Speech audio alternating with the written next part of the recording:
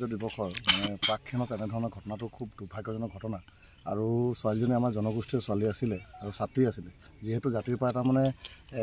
জাতিৰ পৰা মানে বহুত ক্ষতি হ'ব বুলি আমি ক'ব লাগিব আৰু এই এনেধৰণৰ ঘটনাৰ পৰা অঞ্চলজুৰি মানে যিটো এটা সন্ত্ৰাসৰ সৃষ্টি হৈছে এইটো খুব মানে দুখৰ বিষয় আমি পুলিচ প্ৰশাসনৰ যি ধৰণৰ সহযোগিতা পাব লাগিছিল ইতিমধ্যে আমি পাইছোঁ আৰু আমি দাবী উত্থাপন কৰিম মন্ত্ৰ পৰীক্ষাৰ মানে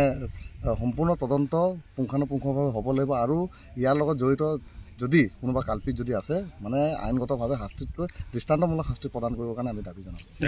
ঘটনাটো কি বুলি ভাবে আপোনালোকে? ঘটনাটো এতিয়া চাওক আমিতো দেখিছোঁ ইয়াত মানে যিটো ডেড বডি প্ৰত্যক্ষ কৰিলে আপোনালোকেও গম পাব মানে যি ধৰণে মানে মৃত্যু হৈছে ছোৱালীগৰাকী বৰ মানে দুখ লগা ঘটনা এইটো আৰু এইটো মানে সহজ মৃত্যু বুলি ক'ব নোৱাৰে এইটো পৰিকল্পিত নিশ্চয় এইটো কোনোবা নহয় কোনোবা এটা কাল্পিত জড়িত হৈ আছে আমাৰ সন্দেহ এইটো কাৰণে আমি আইনক মানে আমাৰ অনুৰোধ ৰাখিম দাবী ৰাখিম মানে দেখিতো সকলোৱে ক'ব কিন্তু মন্ত্ৰ পৰীক্ষাটো মানে অহাৰ পিছতে আমি গোটেই কথাখিনি আমি ক'ব পাৰিম আৰু খালি আমাৰ এটা আইনৰ প্ৰতি আস্থা আছে এই ঘটনাটোৰ লগত জড়িত যদি কোনোবা দুষ্কৃতিকাৰী আছে নৰপিছা আছে তেখেতলোকক কৰায়ত্ব কৰি পেলাই মানে আইনগতভাৱে শাস্তি ব্যৱস্থা দিয়াৰ ব্যৱস্থা কৰিব লাগে। কিমান বছৰ হৈছে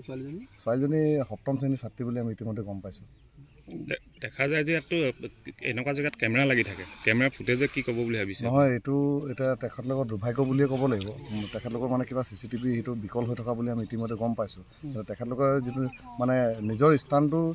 যিখিনি ব্যৱস্থাপনা কৰিব লাগে ব্যৱসায়ৰ ক্ষেত্ৰত যিখিনি নীতি নিয়ম কৰিব লাগে তেওঁলোকে হয়তো মানে ক'ৰবাত কিবা নহয় কিবা ভুল ত্ৰুটি হয়তো থাকি যাব পাৰিছে সেইটোৰ কাৰণে এনেধৰণৰ ঘটনা হৈছে নহ'লে এই ৰাস্তা কিনাৰতে মানে কিমান মানে সহজ কোনো গৰু ছাগলী নহয়তো এটা মানে মৃতৰ এটা আনি পেলাই যদি পুতি থৈ যদি ক'ৰবাৰ পৰা গৈছে তো ক'ৰবাত তেখেতলোকৰ মানে নিজৰ মানে এইডোখৰ চিকিউৰিটিৰ ক্ষেত্ৰত ক'ৰবাত অকণ গাফিলতি হৈছে বুলি আমি অনুভৱ কৰিছোঁ। अन्नपूर्णा काव घी देश के हर एक खाने को लजीज बनाता है।